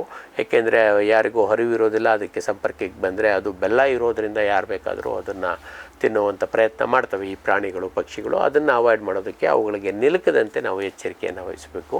ಕನಿಷ್ಠ 8-24 ಗಂಟೆ ಇದನ್ನು ಆ ರೀತಿ ಚೀಲದಲ್ಲಿ ಕಟ್ಟಿಟ್ರೆ, ಗೋಣಿ ಚೀಲ ಅಥವಾ ಇದರಲ್ಲಿ ನೆರಳಿನಲ್ಲಿ ಕಟ್ಟಿಟ್ರೆ ಅದು ಅತ್ಯಂತ ಪರಿಣಾಮಕಾರಿಯಾದಂಥ ತಯಾರಿಕೆಯಾಗಿ ಇದು ಮಾಡುತ್ತೆ. ಮತ್ತು ಕೆಲವೊಂದಷ್ಟು ಸಂದರ್ಭಗಳಲ್ಲಿ ಇದಕ್ಕೆ ಕೆಲವೊಂದು ಸಲ ಆಕರ್ಷಣೆಯನ್ನು ಹೆಚ್ಚು ಮಾಡೋದಕ್ಕೆ ಇತ್ತೀಚಿನ ದಿನಗಳಲ್ಲಿ ಕೆಲವು ರೈತರು ಅದಕ್ಕೆ ಸ್ವಲ್ಪ ಮದ್ಯಸಾರ ನಮ್ಮ ಬಿಯರ್ ಅಥವಾ ರಮ್ಗಳನ್ನು ಸಹ ಸೇರಿಸ್ತಾ ಇದ್ದಾರೆ. ಅದು ಅವರಿಗೆ ಬಿಟ್ಟಿದ್ದು ಪರಿಣಾಮ ಅಂತೂ ಇದೆ. ಏಕೆ ಅಂತಂದರೆ ಈ ಪತಂಗಗಳು ಆ ವಾಸನೆಗೆ ವಿಶೇಷವಾಗಿ ಆಕರ್ಷಿಸುತ್ತೆ. ನಾವು ಬೆಲ್ಲವನ್ನು ಆಲ್ರೆಡಿ 24 ಗಂಟೆ ಅಥವಾ ಕನಿಷ್ಠ 8 ಗಂಟೆ ಇಟ್ಟರೆ ಅದರ ವಾಸನೆಗೆ ಭಾಳಷ್ಟು ಪತಂಗಗಳು ಬರ್ತವೆ. ಇದು ಇನ್ನೊಂದಷ್ಟು ಹೆಚ್ಚಾಗಲಿ ಅನ್ನೋ ಒಂದು ನಮ್ಮ ಅತಿ ಆಸೆಯಿಂದ ಮಾಡುವಂಥದ್ದು. ಅವಶ್ಯಕತೆ ಇದ್ದರೆ ಮಾಡೋದ್ರಲ್ಲಿ ಏನು ತಪ್ಪಿಲ್ಲ, ಆದರೆ ಸ್ವಲ್ಪ ಖರ್ಚು ಹೆಚ್ಚಾಗುತ್ತೆ ಅಷ್ಟೇ. ಅದನ್ನು ಮಾಡಿ ಸಂಜೆ ವೇಳೆಗೆ ಈ ಒಂದು ವಿಷಪಾಷಾಣವನ್ನು ನಮ್ಮ ತೋಟದಲ್ಲಿ ಹರಡುವಂಥದ್ದು. ಈ ತೋಟದಲ್ಲಿ ಹರಡಬೇಕಾದ್ರೆ ವಿಶೇಷವಾಗಿ ನಮ್ಮ ಪಕ್ಕದಲ್ಲಿ ಬೇರೆ ಏನು ಇದಿದೆ ಅಲ್ಲಿ ಸ್ವಲ್ಪ ದಟ್ಟವಾಗಿ ಹಾಕೋದು ಮತ್ತು ಮಧ್ಯದಲ್ಲಿ ಇದನ್ನು ಸ್ವಲ್ಪ ವಿರಳವಾಗಿ ಹಾಕೋದ್ರಿಂದ ಏನು ತೊಂದರೆ ಇಲ್ಲ. ಅತ್ಯಂತ ಪರಿಣಾಮಕಾರಿಯಾಗಿ ತೋಟದ ಹೊರಭಾಗದಲ್ಲಿ ಇದನ್ನು ಅಥವಾ ಸುತ್ತಲೂ ಹೆಚ್ಚಿನ ಪ್ರಮಾಣದಲ್ಲಿ ಹಾಕೋದ್ರಿಂದ ಈ ಒಂದು ಕೀಟಗಳು ಅದಕ್ಕೆ ಆಕರ್ಷಿತವಾಗಿ ಅದನ್ನು ತಿಂದು ಸಾಯ್ತವೆ. ಇಲ್ಲಿ ಬರೀ ಕೀಟಗಳಷ್ಟೇ ಅಲ್ಲದೆ ಹಲವಾರು ಸಲ ಈ ಪತಂಗಗಳು ಕೂಡ ದೊಡ್ಡ ಪ್ರಮಾಣದಲ್ಲಿ ಆಕರ್ಷಿತವಾಗ್ತವೆ. ಹಾಗಾಗಿ ಇದೊಂದು ಅತ್ಯಂತ ಪರಿಣಾಮಕಾರಿಯಾದಂಥ ವಿಧಾನ. ಇದನ್ನು ಬಿಟ್ಟರೆ ನಾವು ಈ ಹಂತದಲ್ಲಿ ಎಳೆ ಪೈರಿನ ಹಂತದಲ್ಲಿ ನಾವು ವಿಶೇಷವಾದ ಸಿಂಪರಣೆಗಳ ಅವಶ್ಯಕತೆ ಇಲ್ಲ. ಆದರೆ 15-20 ದಿನಗಳ ನಂತರ ನಮಗೆ ಸಿಂಪರಣೆಗಳು ಅವಶ್ಯಕತೆ ಇದೆ. ಇದರಲ್ಲಿ ಜೈವಿಕವಾಗಿ ನಾವು ಬಳಸ್ಬೋದಂಥ ಒಂದು ಪ್ರಮುಖವಾದಂಥ ಆಯ್ಕೆ ಏನಪ್ಪ ಅಂತಂದರೆ ನಮ್ಮ ಈ ಬ್ಯಾಸಿಲಸ್ ತುರಿಂಜಿಯನ್ಸಿಸ್ ತಯಾರಿಕೆ. ಮತ್ತು ಈ ಒಂದು ಕೀಟನಾಶಕಕ್ಕೆ ಯಾವುದು ಈ ಕೀಟಗಳಿಗೋಸ್ಕರ ಅಂತಲೇ ನಮ್ಮ BT ಹತ್ತಿ ಬಂದಿರೋದು. ಆದರೆ ಕೆಲವೊಂದಷ್ಟು ಸಂದರ್ಭಗಳಲ್ಲಿ ಇವುಗಳಿಗೆ ನಿರೋಧಕತೆ ಬಂದಿದೆ ಅಂತೇಳಿ ಆಗಾಗ ಇದಿದೆ. ಈಗಾಗಲೇ ನಮ್ಮ ಪಿಂಕ್ ಪೋಲ್ ವರ್ಮ್, ಗುಲಾಬಿ ಕಾಯಿ ಕೊರಕ ಇದಕ್ಕೆ ನಿರೋಧಕತೆಯನ್ನು ದೊಡ್ಡ ಪ್ರಮಾಣದಲ್ಲಿ ತೋರಿಸಿರೋದ್ರಿಂದ ಇದು ಬರದೇ ಇರುವಂಥ ಈ ಕೀಟದಲ್ಲೂ ನಮ್ಮ ಯಾವುದು ತಂಬಾಕಿನ ಕೀಡೆನಲ್ಲೂ ಕೂಡ ನಿರೋಧಕತೆ ಬಂದಿರೋ ಸಾಧ್ಯತೆಗಳು ಇರ್ತವೆ. ಆದರೆ ಅಷ್ಟು ದೊಡ್ಡ ಪ್ರಮಾಣದಲ್ಲಿ ನಮಗಿನ್ನೂ ಗೊತ್ತಾಗಿಲ್ಲ, ಅಫಿಷಿಯಲ್ ಆಗಿ ಗೊತ್ತಾಗಿಲ್ಲ. ಅದು ಗೊತ್ತಾಗೋದಕ್ಕಿನ್ನೂ ಇದಿದೆ. ಇದಕ್ಕೋಸ್ಕರ ಇದರ ನಿರ್ವಹಣೆಗೋಸ್ಕರ ನಮ್ಮ BT ತಂತ್ರಜ್ಞಾನದ ಕಂಪ್ನಿಗಳು ಭಾಳಷ್ಟು ಪ್ರಯತ್ನಗಳನ್ನು ಮಾಡ್ತಾ ಇದ್ದಾವೆ. ಆ ಒಂದು ನಿರೋಧಕತೆ ಬೆಳೆದ ಹಾಗೆ ಹಲವಾರು ಜೀನ್ಗಳನ್ನು ಮ್ಯಾನಿಪುಲೇಟ್ ಮಾಡಿ ಬದಲಾಯಿಸಿ ಏನೇನೋ ಪ್ರಯತ್ನಗಳು ಮಾಡ್ತಾ ಇದ್ದಾರೆ. ಅದ್ರ ಬಗ್ಗೆ ನಾವು ಜಾಸ್ತಿ ತಲೆ ಕೆಡಿಸ್ಕೊಳ್ಳೋದು ಬೇಡ. ಸದ್ಯಕ್ಕಂತೂ ಈ ತಂಬಾಕಿನ ಕೀಡೆಗೆ ನಿರೋಧಕತೆ BT ಹತ್ತಿಗೆ ಬಂದಿಲ್ಲ. ಬೈ ಚಾನ್ಸ್ ಏನಾದರೂ ಇದನ್ನು ಮೀರಿ ಬಂದಿತ್ತು ಅಂದರೆ ದಯವಿಟ್ಟು ತಮ್ಮ ಹತ್ತಿರದ ನಮ್ಮ ಕೃಷಿ ಇಲಾಖೆಗಾಗಲಿ ಅಥವಾ ಕೃಷಿ ವಿಜ್ಞಾನ ಕೇಂದ್ರಗಳಿಗಾಗಲಿ ಅಥವಾ ಕೃಷಿ ಕಾಲೇಜುಗಳಿಗಾಗಲಿ ತಾವು ಮಾಹಿತಿಯನ್ನು ಕೊಟ್ಟರೆ ಅದನ್ನು ತಜ್ಞರು ಅದನ್ನು ಪರಾಮರ್ಶಿಸಿ ಮುಂದಿನ ಕ್ರಮಗಳನ್ನು ನಾವು ಏನು ಕೈಗೊಳ್ಳಬೇಕು, ಯಾವ ರೀತಿ ಎಚ್ಚರಿಕೆ ತಗೋಬೇಕು, ಇದನ್ನು ಯಾವ ರೀತಿ ನಿರ್ವಹಣೆ ಮಾಡಬೇಕು ಅನ್ನೋದಕ್ಕೆ ನಾವು ಕ್ರಮ ಕೈಗೊಳ್ಳೋದಕ್ಕೆ ಸರ್ಕಾರಕ್ಕೂ ಕೂಡ ಒಂದು ವರದಿಯನ್ನು ಕೊಟ್ಟು ಅದರ ಕ್ರಮಗಳನ್ನು ಕೈಗೊಳ್ಳೋದಕ್ಕೆ ಸಹಾಯ ಆಗುತ್ತೆ. ಅದನ್ನು ಇಟ್ಕೊಳ್ಳಿ. ನಾನೀಗಾಗಲೇ ಹೇಳ್ದಂಗೆ ಬ್ಯಾಸಿಲಸ್ ತುರಿಂಜಿಯನ್ಸಿಸ್ ಅನ್ನುವಂಥ ಒಂದು ಕೀಟನಾಶಕ ತಯಾರಿಕೆ ನಮ್ಮಲ್ಲಿ ಲಭ್ಯ ಇದೆ. ಮಾರುಕಟ್ಟೆನಲ್ಲಿ ಅದು ಡೆಲ್ಫಿನ್ ಅನ್ನೋ ಹೆಸರಿನಲ್ಲಿ ಹೆಚ್ಚಿನ ಪ್ರಮಾಣದಲ್ಲಿ ಸಿಗ್ತಾ ಇದೆ. ಅದಕ್ಕಾದಂಥ ಅದರದ್ದೇ ಆದ ಬೇರೆ ಬೇರೆ ಹೆಸರುಗಳು ಸಹ ಇರ್ಬೋದು. ಡೆಲ್ಫಿನ್ ಮೂಲ ಹೆಸರು, ಆ ಕಂಪನಿ ಅವರು ಅದನ್ನು ಉತ್ಪಾದಿಸಿದ್ರು, ಆದರೆ ಹೆಸರನ್ನು ಭಾಳಷ್ಟು ಜನ ಬಳಸ್ತಾ ಇದ್ದಾರೆ. ಇನ್ನು ಕೆಲವರು ಅದನ್ನು ದ್ರವ ರೂಪದ ಕೀಟನಾಶಕವಾಗಿ, ಕೆಲವರು ಹರಳು ರೂಪದ ಕೀಟನಾಶಕವಾಗಿ ಎರಡೂ ಕೂಡ ನಮ್ಮ ಭಾರತೀಯ ಮಾರುಕಟ್ಟೆನಲ್ಲಿ ಇವತ್ತು ಲಭ್ಯ ಇದ್ದಾವೆ. ಇದೊಂದು ಅತ್ಯಂತ ಪರಿಣಾಮಕಾರಿಯಾದಂಥ ಒಂದು ಕೀಟನಾಶಕ.